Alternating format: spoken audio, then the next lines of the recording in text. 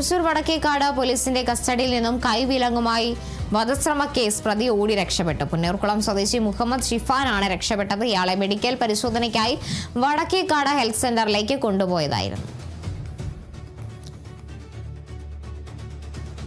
അനീഷ് ആന്റണി ഉണ്ട് വിവരങ്ങളുമായി. അനീഷ്, എന്തായാലും പോലീസിന്റെ കസ്റ്റഡിയിൽ നിന്നാണ് ഇത്തരത്തിൽ വധശ്രമ കേസ് പ്രതി രക്ഷപ്പെട്ടിരിക്കുന്നത്. എപ്പോഴാണ് സംഭവം? എങ്ങനെയാണ് അന്വേഷണം പുരോഗമിക്കുന്നത് പ്രതിക്കായുള്ള? ഇന്ന് ഉച്ചയ്ക്ക് 2:30യോടെയാണ് ഈ പ്രതി രക്ഷപ്പെടുന്നത്. വടക്കേക്കാട് പോലീസ് കഴിഞ്ഞ ദിവസം ആ വടക്കേക്കാട് സ്റ്റേഷൻ ലിമിറ്റിലുണ്ടായ ഒരു കേസുമായി ബന്ധപ്പെട്ട ഒരു വധശ്രമ കേസുമായി ബന്ധപ്പെട്ടാണ് ഈ മുഹമ്മദ് ഷിഫാനെ അറസ്റ്റ് ചെയ്യുന്നത്.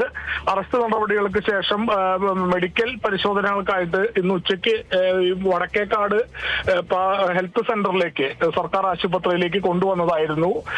മെഡിക്കൽ പരിശോധനകൾക്കിടെയാണ് ഇയാൾ അവിടെ നിന്നും ഈ പോലീസ് ഉദ്യോഗസ്ഥരെ വെട്ടിച്ച് ഓടി രക്ഷപ്പെട്ടത്.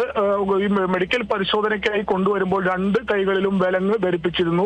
മെഡിക്കൽ പരിശോധനകളുടെ ഭാഗമായി വിലങ്ങ് ഒരു കൈയിൽ നിന്ന് അഴിച്ചു മാറ്റിയിരുന്നു. ഈ തക്കത്തിലാണ് ഇയാൾ അവിടെ നിന്നും ഓടി രക്ഷപ്പെട്ടത്. ഇയാൾ വടക്കേക്കാട് സ്റ്റേഷൻ റൌഡി കൂടിയാണ് എന്നാണ് പോലീസ് ഇപ്പോൾ പറയുന്നത്. എന്തായാലും 4 പോലീസ് ഉദ്യോഗസ്ഥർ ഈ സംഭവ സമയത്ത് ഇയാൾക്കൊപ്പം ഉണ്ടായിരുന്നു. 4 പോലീസുകാർ ചേർന്നാണ് ഇയാളെ മെഡിക്കൽ പരിശോധനയ്ക്കായി ഇന്ന് കൊണ്ടുവന്നതിന് ശേഷം കോടതിയിൽ ഹാജരാക്കേണ്ട നടപടികളുണ്ട്. അതിനു മുൻപ് മെഡിക്കൽ എടുക്കേണ്ട ഒരു കാര്യമുണ്ട്. അതുമായി ബന്ധപ്പെട്ടാണ് ഇദ്ദേഹത്തെ അവിടേക്ക് കൊണ്ടുവന്നത്. ഈ വടക്കേക്കാട് ഹെൽത്ത് സെന്ററിലേക്ക് കൊണ്ടുവന്നത്. അവിടെ നിന്നാണ് 2:30യോടെ ഇയാൾ ഓടി രക്ഷപ്പെടുന്നത്. എന്തായാലും ഗുരുവായൂർ ACPയുടെ നേതൃത്വത്തിൽ, വടക്കേക്കാട് സിയുടെ നേതൃത്വത്തിൽ എന്തായാലും വലിയ രീതിയിലുള്ള അന്വേഷണമാണ് പ്രതിയെ പിടികൂടാനായി ഇപ്പോൾ ഊർജിതമാക്കി നടക്കുന്നത്. പോലീസ് സംഘങ്ങൾ പല വഴിക്ക് തിരിഞ്ഞ് ഇയാളെ പിടികൂടുന്നുള്ള അന്വേഷണം ഇപ്പോൾ ഊർജിതമായി നടത്തി വരികയാണ്. എന്തായാലും പ്രതിയെ കുറിച്ച് എന്തെങ്കിലും വിവരം ലഭിക്കുന്നവർ വടക്കേക്കാട് പോലീസ് സ്റ്റേഷനിലോ തൃശൂർ സിറ്റി പോലീസുമായോ ബന്ധപ്പെടണമെന്ന് പോലീസ് അറിയിച്ചിട്ടുണ്ട്. കാർത്തു.